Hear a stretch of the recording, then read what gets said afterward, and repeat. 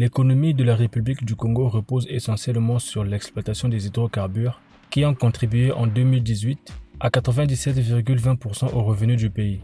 Cette exploitation est réalisée en grande partie dans le département du Kwilu, qui constitue ainsi la zone d'où proviennent principalement les revenus de l'État congolais. Mais, hélas, le département du Kwilu jusqu'alors n'est pas électrifié.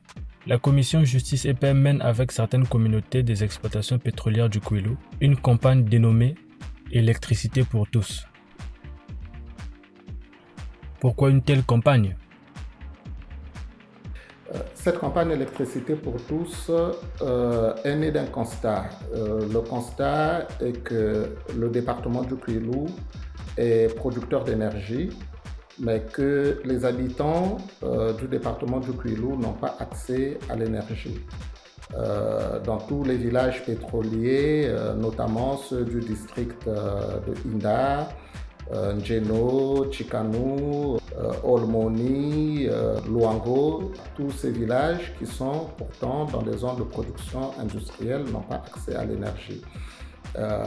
Mais ceci dit, l'énergie existe, notamment dans le district de Inda, mais que la population, évidemment, n'a pas accès à cette énergie. C'est pour cela que nous avons lancé cette campagne Électricité pour tous, pour appeler le gouvernement, les compagnies pétrolières, à travailler de sorte que les communautés aient accès à l'énergie. L'électrification de la zone pétrolière ne semble pas être une priorité pour le gouvernement congolais. À titre d'exemple, dans le budget initial de 2020, un projet d'électrification du chef-lieu du département du Kwilu, Luango, avait été planifié. Qu'en est-il exactement ? Nous avons effectivement vu dans le budget de 2020 de la République du Congo qu'il était prévu une somme de 100 millions de francs CFA pour électrifier le chef-lieu du département du Kwilu. Malheureusement, avec la crise de la Covid-19, le gouvernement a refait le budget et que dans le budget révisé, cette somme de 100 millions prévue pour l'électrification de Luango, le chef-lieu du département du Kwilu, a disparu.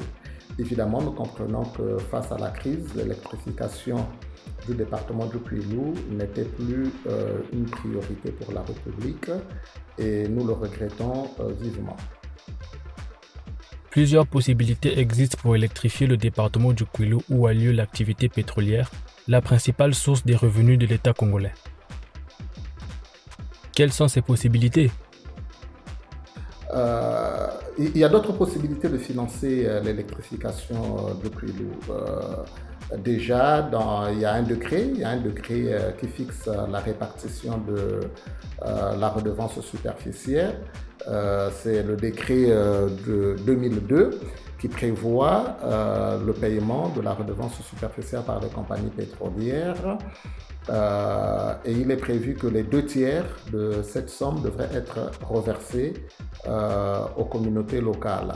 À titre d'exemple, dans le rapport de l'ITIE de 2017, la redevance superficielle fait 216 millions de francs CFA. Et si on redistribuait tel que prévu dans l'esprit de ce décret les 2/3 à la zone de production, je pense qu'il était possible de financer l'électrification avec cette somme. Les 2/3 ne sont pas redistribués tout simplement parce qu'il manque un arrêté du ministre des Finances pour fixer les collectivités territoriales qui devraient en être bénéficiaires. Depuis l'année 2000 et 20 ans après, au niveau de la République, on n'arrive pas à prendre un arrêté pour fixer les communautés qui devraient bénéficier de cette redevance superficielle. Il y a une deuxième possibilité. La deuxième possibilité, c'est l'existence des fonds sociaux au niveau du ministère des hydrocarbures. Lorsqu'il y a la signature des contrats de partage de production, il y a des fonds sociaux qui sont prévus pour réaliser des projets qui devraient bénéficier directement aux populations. Et nous pensons que ces fonds sociaux pourraient être utilisés pour électrifier le département du Kwilu. Récemment, le gouvernement a signé avec Perenco au mois d'avril de 2020 Et nous avions pu lire dans la presse qu'il était prévu 1 milliard de francs CFA pour les projets sociaux que Perenco devrait réaliser. Alors donc moi je pense que c'est une aubaine. Perenco a des fonds sociaux. 1 milliard de CFA, c'est largement suffisant pour électrifier le département du Kouilou. On pourrait piocher dans cette cagnotte que Perenco détient pour pouvoir évidemment réaliser ces travaux d'électrification. Et puis une dernière possibilité, c'est la responsabilité sociale et environnementale des entreprises.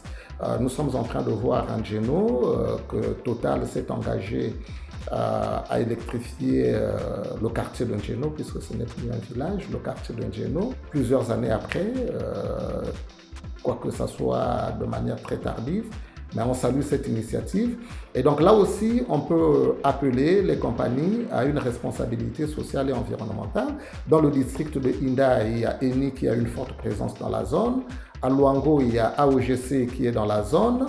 À Chiminzi, il y a la SNPC qui est dans la zone. Bref, je crois qu'en réalisant des vraies politiques de responsabilité sociale et environnementale, il y a moyen de régler cette question d'électrification. Il faudrait dire que c'est une grave injustice quand même que le département qui produit le pétrole, donc les revenus du Congo, ne soient pas électrifiés. Nous l'avions dit dans l'une des vidéos, il n'y a que la Likwala et le département du Kouilou qui ne sont pas électrifiés. C'est quand même une injustice insupportable. Électricité pour tous. Électrifions les villages pétroliers. Électrifions le département du Kouilou.